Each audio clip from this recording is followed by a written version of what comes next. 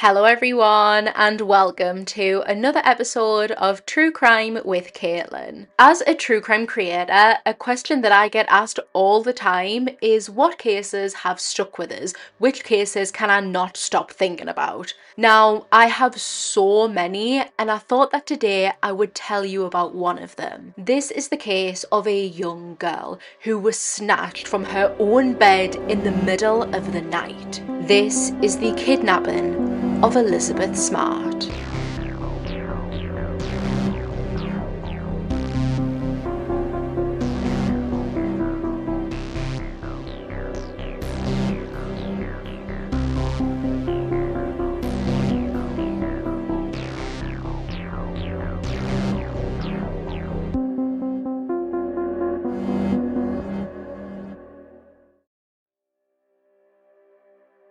Elizabeth Ann Smart was born on the 3rd of November 1987. She was the second of 6 children from her parents, Lois and Edward. The Smart family lived in Salt Lake City, Utah, and were very religious. They were a part of the Church of Jesus Christ of Latter-day Saints, which is widely known as the Mormon Church. The Smarts were a relatively privileged family who lived a nice, comfortable life. They were well liked and very involved within their local community. Lois was a stay-at-home mum to the 6 children, while Ed worked a very successful career in real estate, and he was in the developmental part. He would often buy houses, fix and do them up, and then sell them off. The Smarts lived in a big, beautiful home tucked away in the Federal Heights area of Salt Lake, and their back garden was basically a mountain. This area, I would say, was a wealthier area of the city. It had a low crime rate, all of the neighbours knew one another, and they were all really friendly. The Smarts were a very typical happy family, and they were like the type of family that you would see on the American TV shows.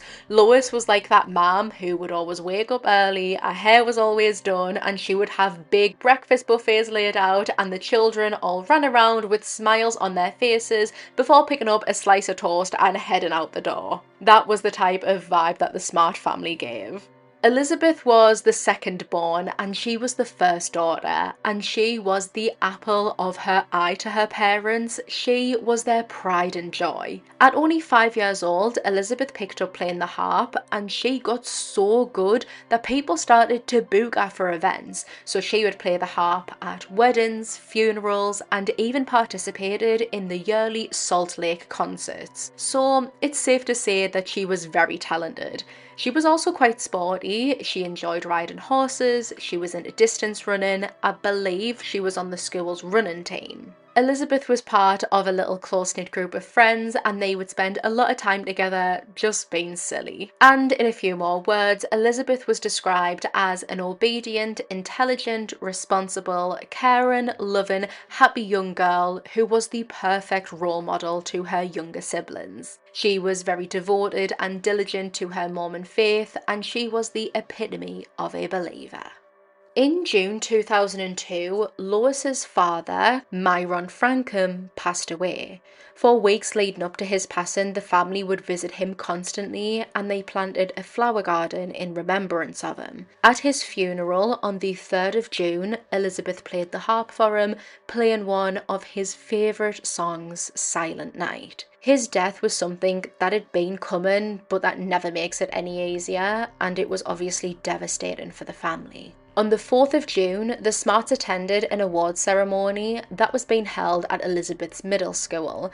She was 14 and set to graduate, and she was ready. She was excited to be moving on to high school. This was an event that probably helped lift the spirits of the Smart family. During the ceremony, Elizabeth would be given awards for hard academic work and physical fitness. Returning home that night, Lois wanted to whip up a quick meal, and in the process, she accidentally burned some potatoes, so she opened up one of the windows in the kitchen just a crack to let the smell out, and the Smarts all sat together enjoying their meal and praying before heading to bed. 14-year-old Elizabeth shared a room and double bed with her younger sister, 9-year-old Mary Catherine. Ed put the girls to bed, giving them both a kiss goodnight. It had been an evening as ordinary as any other, until around 4 a.m, when Mary Catherine burst into her parents' room, frantically waking up Lois, saying, quote, "Someone has taken Elizabeth. A man has come in and taken Elizabeth with a gun." Lois and Ed were still half asleep when they heard this, and the first thing that they thought was that Mary Catherine must have been confused or that she had had a bad dream. Ed got out of bed and went to look for Elizabeth, but she wasn't lay fast asleep in bed where he had kissed her goodnight just hours before. This didn't worry him straight away though. Sometimes, after getting sick of Mary Catherine tossing or turning, kicking her in her sleep, Elizabeth would go down and sleep on the couch, so that's where Ed went next. But Elizabeth wasn't there either, and this realisation is quickly waking him up. Ed went from room to room throughout the entire big house, looking in bedrooms, bathrooms, cupboards, even in his office, but Elizabeth was nowhere to be found. Mary Catherine told Ed, quote, "You're not going to find her. A man has taken her." Lois came downstairs and into the kitchen, flicking on a light, and noticed something that was probably like a punch to the gut for her, because there was the window that she had left open the night before, only now the screen had been cut. Upon seeing this, Lois screamed to Ed, telling him to call 911. Their daughter had been kidnapped. Ed frantically called the police and reported his daughter missing. He would make several other phone calls, desperate for help and desperate to get the word out. He rang his neighbours because they had children too. He rang his family and friends and other members of his church, telling them all what was happening and that he desperately needed their help. By the time officers arrived to their home, other people had beaten them there, and it took them 3-ish hours thereabouts to officially close off the house as a crime scene, which by then many people had already been in and out, unknowingly contaminating the crime scene. Because of the contamination, the forensic evidence that the crime scene investigators were able to recover wasn't much. They managed to lift a partial handprint from the window frame of the kitchen window, maybe from the kidnapper steadying themselves as they climbed in. They lifted a fingerprint on a door handle and from the frame of the girls' bed. These were all analysed and determined to belong to the same person. Outside of the house, there were 2 chairs that had been placed back to back that the kidnapper had used to climb up through the window being like 6 foot off the ground. Using a knife, a U-shaped cut was made in the window screen. The kidnapper then pushed open the window and shimmied themselves through a 10 to 12-inch gap to get into the house. The kidnapper must have been familiar with the Smarts' home because he walked directly from the kitchen, up some stairs and straight to Elizabeth and Mary Catherine's bedroom, I believe even having to walk past Lois and Ed's room to get there. So this told the officers straight away that this wasn't random. Elizabeth was a targeted victim. Strangely, the Smarts did actually have a house alarm, and they had, I guess they were described as alarms on their doors. So when a specific door opened and closed, it made a little beeping sound. I remember in my old corner shop when I was growing up, whenever you'd walk in, that made a little beep. So I wonder if it was similar to that. But on this particular night, the night that someone broke into their home and snatched Elizabeth, the security system wasn't working. Mary Catherine was interviewed by police and she was consistent in what she told them. She didn't misremember anything or second guess herself. She described the person who took Elizabeth as a white man. He was about 5'8" and he was wearing a strange hat. It was beige in colour and Mary Catherine couldn't really describe it. She also told the officer that the kidnapper had horrifyingly said to Elizabeth, quote, "Be quiet. If you scream, I'll shoot you, but if you don't, I won't harm you." She revealed that she recognised that voice, but she didn't know where from. She couldn't place it. Here is that clip of the interview. Daddy said, "Be quiet. If you scream, I'll shoot you, but if you don't, I won't harm you." Did his voice sound familiar to you? Yeah. Can you tell me where you've heard that before? No, I can't remember.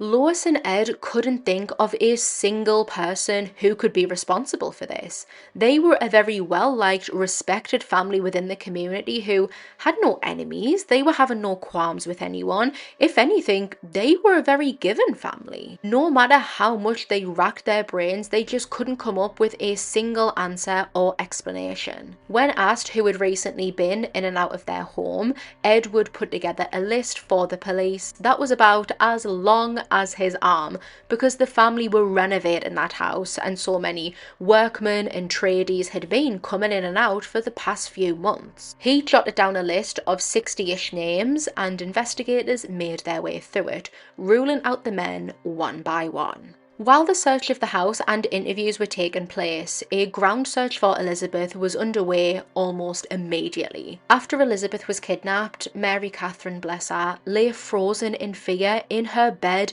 for hours. She didn't know if the gunman was still in the house, and if she moved, he might take her too, or worse, he could kill her and Elizabeth. He had already threatened to shoot Elizabeth while she was laying in bed, so what was going to stop him from shooting Mary Catherine if she caught him? She, again at only 9 years old, lay in bed with her heart beating out of her chest when finally, what turned out to be about 2 hours later, she bravely got out of bed and ran to her parents' bedroom. So by the time the ground search is beginning, the kidnapper is already hours ahead. A canine unit was brought in and they quickly picked up on Elizabeth's scent but lost it once they reached some bushes. Her uncle, including Tom Smart, pounced into action. A search centre was opened in Salt Lake City and everyone would use this as sort of a centre of the investigation and like a hub. They created missing person posters and by the 10 o'clock news that very morning, everyone was reporting on the kidnapping of Elizabeth Smart. The people of the community really rallied and they came in the thousands to help. Tom said in a documentary that he had printed off 450 sign-up sheets for the volunteers so they could write down their information, and after only 3 hours, they ran out of the sheets. That very first day, 1,800 people were there, ready to aid in the search to bring Elizabeth home. Volunteers went up into the mountains, others went to the downtown area, both searching and pinning up posters. Helicopters circled, whirled and flew above them, and the turnout was amazing, overwhelming. Everyone was there, everyone was determined to find Elizabeth.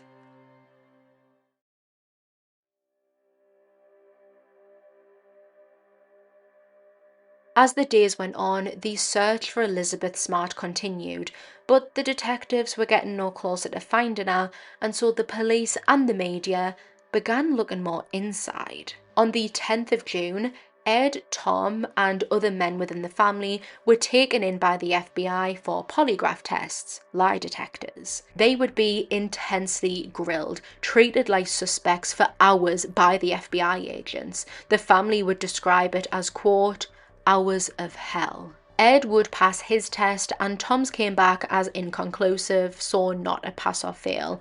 Wouldn't read into these much though, because these tests were being conducted after they had been awake for days at a time, barely sleeping and constantly being on the go trying to find Elizabeth. The media began to spin their own version of events, aka something that would sell, and they only worsened the credibility and believability of the family. It came out that photos of nude men were discovered during a search of Ed's computer, and so the media were like, family sex ring, that's why she disappeared. They purposefully misreported things or reported things incorrectly to fit a certain narrative. So for example, it was reported that the cut screen was done from the inside of the house, alluding that this was an inside job. That, in part, was true. Part of the screen could only be cut from the inside, but you didn't necessarily need to be inside of the house to do the cut. You just had to have already made a big enough cut to get your hand inside to then continue the rest of the cut from the inside. I hope I didn't complicate that and that made sense. There were also rumours about money issues, and this was just a very difficult time for the Smarts. As you can imagine, the first day, almost 2,000 people offered their help, and now people were looking at them sideways on the street. I just can't imagine how that must feel, knowing that you have nothing to do with your family's disappearance, and yet people are starting to wonder if you are. The FBI created a profile on the kidnapper to try and narrow down their suspect pool and learn more about the kidnapper. The profile stated that he was likely aged between 25 to 55 years old, that the kidnapping was sexually motivated, that he had likely had a history of sexually motivated crimes, that this was a premeditated kidnap, and he had taken Elizabeth to a pre-arranged area. So this kidnapping is something that he had planned for a certain amount of time and had put a lot of thought into it, and also that he would likely follow the progression of the case. Using this, the detectives went down the list of the workmen who had been in the Smarts' home. They crossed off 59 of the 60 names, and this final name they wholeheartedly believed was their man. Believed that this was the person who kidnapped Elizabeth, and that was Richard Reesey. Richard had worked with Ed on the house for just over half a year at the start of 2001. He was a handyman who was recommended to Ed by a friend. Ed remembered Richard as being very hardworking. He was chatty, he seemed nice, and he would always stop to speak to Lois and the children. He was very social. Working with him was going well up until Ed had to sack Richard because things started to go missing from inside the house, including an almost $2,000 bracelet belonging to Lois. Richard profusely denied being the thief, but Ed just couldn't trust him to be in the house again, and he decided to not alert the police of the theft. Unbeknownst to Ed, Richard was a career criminal. He was 48 years old and had spent the best part of half of his life going in and out of prison. He was a burglar, and his MO was creeping into people's houses in the middle of the night while they slept and stealing their things. Sometimes his victims were people that he actually done handyman work for, so he knew their homes and where their valuables were. At the time that Richard was working for Ed, he was on parole for attempted homicide. He was in the middle of burgling a chemist when officers showed up trying to stop him. They started shooting towards Richard and he returned fire, shooting an officer. Now, the similarities between Elizabeth's kidnapping and Richard's MO were too blaring to deny. Investigators theorised that maybe Richard had broken into the Smarts' home to steal from them. Maybe he was angry at Ed for sacking him and wanted revenge. During the burglary, Elizabeth might have noticed him, and him, knowing that he was on his last legs and if he got caught for another offence, he would be behind bars forever, took Elizabeth, the only witness. I know this doesn't match up to what Mary Catherine's statement said, but it was a theory that detectives were going with. On the 21st of June, Richard Reesey was arrested under suspicion of violating his parole terms. He had allegedly drank a can of beer. This arrest was simply done so that he could be taken off of the streets and questioned about Elizabeth's case. By now, she had been missing for just over 2 weeks. The interrogators asked Richard what he knew about the case, and he said nothing, which was completely unbelievable because Elizabeth's face was everywhere and everyone was talking about her. So Richard said that, apart from the basics, he knew nothing because he wasn't involved. He gave over a sample of his DNA, his blood, his fingerprints, went through a polygraph examination and surrendered his car for analysis. He knew that he was at the top of the suspect list and was adamant that he wasn't involved and did everything that he could to prove it. His prints were compared to what they recovered from the house, and they weren't a match. Despite providing DNA and blood to the investigators, there was nothing for them to compare it to. The results of his polygraph test have never been made public. However, it was his car that became very interesting to the investigators and raised their eyebrows. He had recently put a lot of unexplained miles on the Jeep. It was filthy, caked in mud like he had been off-road driving somewhere, and he had recently gotten rid of his seat covers. During the many interrogations, the interviews got really heated. Richard would shout, he would swear. At one point he even punched the table and got up, and the interrogator had to tell him to sit back down. He denied, and it was so intense that at one point he was physically brought to tears. Here is some clips from those interviews. Do you know why you're here? Yeah. Tell me why you're here. Yeah, because of Elizabeth. Right. When was the last time you were in that fucking house? In April, when I picked her up. Tell me what you know about the kidnapping. I don't. Oh, shit. You couldn't live in this valley for the last 2.5 weeks and not know something about the kidnapping.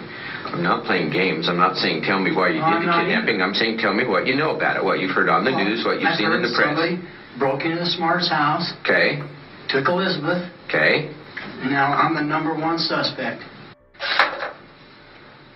What, you want to hear some fucking shit? You want me to make up some bullshit? No, I don't want you to make up bullshit. Well, then fucking believe me, Don, God damn it. Well, there's too many things that don't. Well, I don't get what. Find out who in the fuck did this shit. Well, that's what I'm working on. You've got 5 or 6 guys working on it. I've got 80 fucking guys. Well, why ain't you fucking coming up with something, God damn it? I'm sitting in this room talking. Fuck, I've taken lie detectors, I've given blood, I've fucking done every fucking thing you guys have asked But you me. didn't pass. And you know that I think you're involved in this. I want to hear if you were in there and you were doing this and she woke up, what would you do? And you're telling me I'm not going to sit here and fucking tell you, pal. Sit down, sit down. No. It's never going to stop. It's never going to end. It's just going to go on. Fuck, I'm at a fucking loss, dude. I mean, what? Put yourself in my motherfucking shoes. Shit. I didn't fuck around with no fucking girl. God damn. No, I didn't. Fuck, no. You didn't any bruises? No. God damn it, no.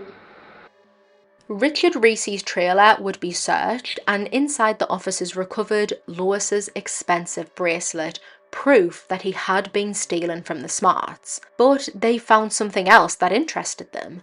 They found a beige-coloured golf hat, and the hat was similar to how Mary Catherine described the hat that the kidnapper was wearing. This was more proof to the investigators that they were on the right track. News of Richard Reese being a suspect broke, and from the outside, it appeared like the case had been cracked. They knew who took Elizabeth, now it was just a case of finding where she was. When Mary Catherine was asked or showed Richard Reese, she said that it wasn't him. It wasn't his voice that she heard taking Elizabeth. But the investigators decided to go off their own dodgy, circumstantial work than listening to their only witness. Salt Lake officers thought that all Richard needed was some pressure. He needed a little bit of heat and then he would eventually crack. He was still incarcerated on that parole violation, and they made his time behind bars torturous. He would have no access to a hot shower, he wasn't allowed to cut his hair or shave, he had no hot meals, he was basically in solitary confinement for 23 hours a day, and during his only 1 hour a day out of the cell, he was put in chains and forced to wear a heavy hood over his head. Visits from his family were also revoked, but through all of that, he never cracked. He remained adamant that he had nothing to do with Elizabeth's kidnapping. On the 24th of July 2002, this is 8 weeks after Elizabeth's kidnapping, her 17-year-old cousin Jessica is awoken around 2:30 a.m. by a loud crashing sound in her bedroom. Jessica shot up in her bed and saw someone trying to cut their way through her window screen and break into her room, knocking a picture frame off her chest of drawers in the process. Jessica jumped out of bed and screamed, running to her father, and the person that was trying to break in fled. When police arrived, they wrote this off as children or someone playing a sick and twisted prank on the family, knowing exactly what had happened to Elizabeth. It didn't seem to bother the officers that the screen was being cut in the exact same way, or that 2 chairs were outside of Jessica's bedroom window, positioned in the same way as they were at the Smarts house. Those two things were things that were not public knowledge. They were so tunnel visioned that Richard was the kidnapper that they couldn't see these glaring red flags. What no one else would have known either was that that hadn't been Jessica's bedroom for very long. 14-year-old Olivia, who is another one of Elizabeth's cousins, who she was very, very close to, actually used to stay in that bedroom, but she had recently swapped with her sister. So whoever this was, unless they were a part of the very immediate family circle, they would have thought that they were breaking into the room of a 14-year-old, the same age as Elizabeth. Whoever did this had likely taken Elizabeth too, and it wasn't Richard Reese, because he was sat in a jail cell. While still incarcerated in Salt Lake City, Utah, Richard Reese would collapse in his cell after suffering from a brain hemorrhage. This can be something that's brought on by a spike in blood pressure, and that can happen because of stress. He fell into a coma, and despite going through emergency surgery, it was determined that he was never going to recover. Richard would die in a Utah hospital after his wife, along with the advice of doctors, made the decision to turn off his life support. Richard Reese died without ever being charged for any involvement in Elizabeth Smart's case, and when he did pass, Salt Lake officers believed that they would never find Elizabeth because her kidnapper was now dead. Many other people thought that this was now a chapter closed. Elizabeth was never going to be found. The Smart family, however, they weren't so convinced.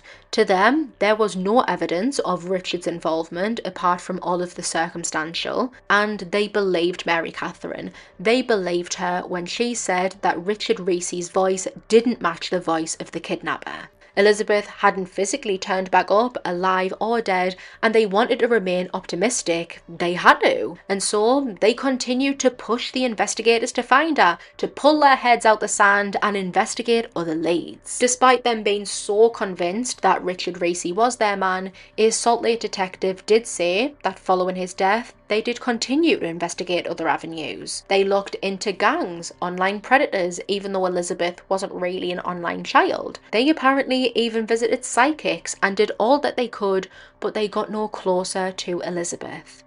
On the 12th of October, 4 months after witnessing her sister being kidnapped, Mary Catherine was sat flicking through a Guinness Book of World Records. She flicks to a page and is looking at or reading about a very muscly woman.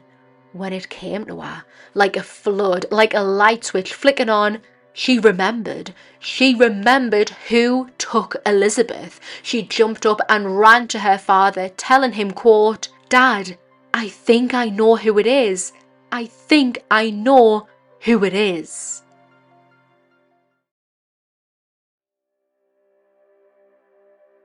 Mary Catherine told her father it was Emmanuel. It took Ed a minute or so, racking his brain, going into the depths of his memory to try and figure out who Emmanuel was. Then it hit him. Emmanuel was someone who had helped work on the house over a year ago, but he didn't hang around long. He actually only worked for a couple of hours on one singular day, helping Ed on the roof and in the garden, and he never turned up to the house again. During the very few hours that he was at the Federal Heights home, he barely interacted with the children. Here is Ed describing Mary Catherine coming to him with her realization.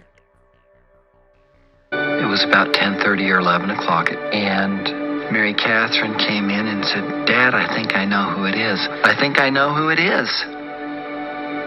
And I said, "Who?" And she said, "Emmanuel."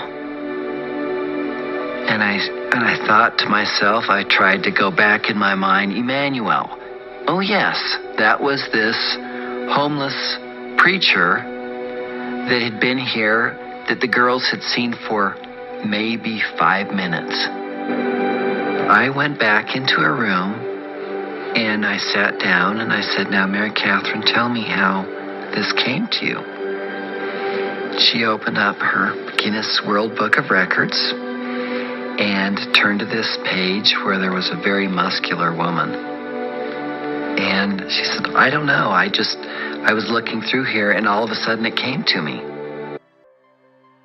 Emmanuel had only managed to get the work with Ed after bumping into Lois in November 2001. He was outside of some shops begging when Lois stopped to speak to him. She was out with the children getting some bits in for school, including Elizabeth. She looked at Emmanuel, who seemed very normal. He was clean shaven, he appeared well kept, and Lois thought that he just looked like someone who was down on his luck and going through a bit of a bad patch. As she rifled through her bag, pulling out $5 to give to Emmanuel, Lois told him that he should contact her husband as he might have some work for him, which he did, which is how Emmanuel ended up at the house for that one day. He was actually at the house for such a little amount of time that Ed didn't even include his name on the list of 60 workmen that he gave to the police. That is how far at the back of his mind Emmanuel was. He completely forgot about him up until Mary Catherine reminded him. Ed couldn't believe what he was hearing. How had Mary Catherine come up with that name and recognised the voice as belonging to that person? She didn't know, but she was sure that she was right. Emmanuel had taken Elizabeth, breaking into their home, cutting through the window screen in the kitchen, and walking directly to the girls' bedroom, snatching 14-year-old Elizabeth at gunpoint from her bed. Ed immediately contacted the police, who conducted an interview with Mary Catherine. She shared with them her realisation, how she had came to it, that they had met Emmanuel outside of a shop where Lois gave him money, and the next time she saw him was when he turned up at her home for work. And chillingly, she shared that Emmanuel watched as she and Elizabeth went into their bedroom. Ed would sit down with a sketch artist and came up with a composite of Emmanuel recollecting what he looked like. I'll have a picture of the sketch over on the Instagram at TrueCrimeCaitlyn, but in a nutshell, the artist draws a man with very pointed features. He has beady, sunken eyes, he's freshly shaven, and he has a wavy texture to his hair. Despite Mary Catherine's realisation, Salt Lake officers still weren't convinced. There were some holes, some things that didn't make sense to them. Emmanuel was homeless, so where would he have taken Elizabeth? Where was he holding her? Why would he have even kidnapped her? If it was for monetary gain to get his life going, why had there been no ransom demands? Even though, side note, I couldn't get past this because the FBI profile literally said that this was likely a sexually motivated kidnapping. Why that didn't occur to them, I have no idea. I think that they were just looking for these holes because they had already poured so much time, energy, effort and focus into making Richard Racy the man that nothing else made sense to them. Nevertheless, a single officer was assigned to work this lead. The Smarts were advised to not go to the press or go to the public with this information, as if it did get out and it got to Emmanuel, he could take off or even harm Elizabeth, and obviously that's the last thing that they want. The weeks would roll by with no progression in the case. Elizabeth's 15th birthday came and went, followed by Christmas, and after the New Year, the family were at their wits' end. They were not going to sit around any longer. Ed would release the sketch of Emmanuel to the press, and he started giving interviews sharing what little he knew of Emmanuel. He knew that he was a homeless street preacher who wore jeans, and that was about it. The kidnapping of Elizabeth Smart was showcased on the biggest platform at the time, America's Most Wanted, and by some miracle, the right person saw it. A woman called up the tip line after seeing the sketch of Emmanuel and said that that could have only been one person, her brother. But his name wasn't Emmanuel, it was Brian David Mitchell. Brian David Mitchell was a person that everyone in Salt Lake knew, or at least heard of. He was dubbed the Jesus Man because he would constantly preach, and you couldn't even go up to him to have a regular conversation because he would just ramble on and on and on about lots of religious stuff, and half of the time he didn't even make any sense in what he was saying. He was a beggar on the streets, but Brian David Mitchell looked completely different to Emmanuel. They were one and the same, they were the same person, but when he was going by the name Emmanuel, he was clean shaven and everything that I've already described. However, his usual, typical, more permanent look was him with a long grey shaggy beard and long hair, not wearing jeans and a shirt like Emmanuel had, but wearing a sort of long robe-style white dress. That's why no one had made the connection. The difference in name and appearance, you might think, oh, can't be that much different, but honestly, I cannot stress enough just how different Brian did look to Emmanuel. Honestly, it's like night and day, and again, photos will be on the Instagram. Police would soon learn that yes, Brian had been seen around the Salt Lake area since the kidnapping, and he had been accompanied by 2 women. Both of the women were covered from head to toe, wearing the same dress style robe that he was wearing, but also face coverings. One was his wife, but the other girl, who he said was his daughter, seemed to have just appeared out of nowhere. Tom, who again is Elizabeth's uncle, managed to speak to Brian's sister's husband on the phone surrounding Brian's potential involvement, and this is what he had to say. Personally, I would be very, very surprised if he did have anything to do with it, but he's just crazy enough, and said there's possibilities. You know that he does have a teepee that he's had up in the mountains, but he has never ever let any of the family know where. Right. If he really does have something to do with it, there's a really good chance that she's still alive. Brian had a teepee tucked away in the mountains that no one knew the location of, and he was just crazy enough to be involved, and if he was, there was a good chance that Elizabeth was still alive. Now, if that didn't send shivers down your spine, honestly, I don't know what will. This lit a fire under everyone. The manhunt for Brian David Mitchell began and the case exploded. On his records, police were able to see that he had actually been recently arrested all the way in California, just over 800 miles away. They started to worry that by now he could be anywhere in the country and he may have Elizabeth with him. On the 12th of March 2003, 9 months after Elizabeth's kidnapping, Utah police would receive 2 separate phone calls. 2 people were calling to report that they believed that they were looking at Brian David Mitchell and he had 2 women with him. They were walking along a road in Sandy, Utah, about 20 minutes away from Salt Lake City. Police raced to the scene and they would catch up with the trio, them being a man, a woman, and a young girl who appeared to be in a gimmicky disguise. She was described as wearing a cheap grey wig on her head, sunglasses on her face, and, quote, a grey blouse that looks like it was sewn from bed sheets, a frayed rope serving as a belt holding up her dirty, heavily worn, oversized jeans.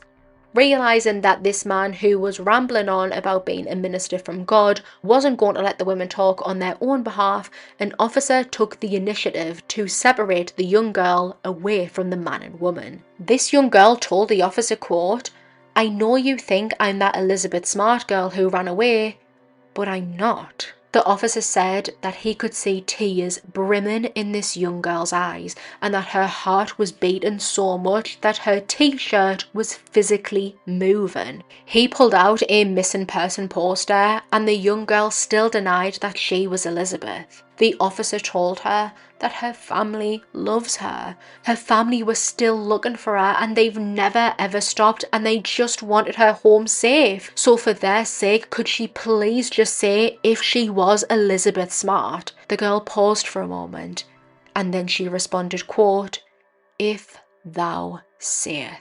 When she said, if thou sayest, it took the officer aback because they didn't know what it meant. It was a biblical phrase, but what he did know was that it wasn't a no. This young, terrified, traumatized girl was Elizabeth Smart. She had finally been rescued. And so Elizabeth was placed into a patrol car and taken away from the scene.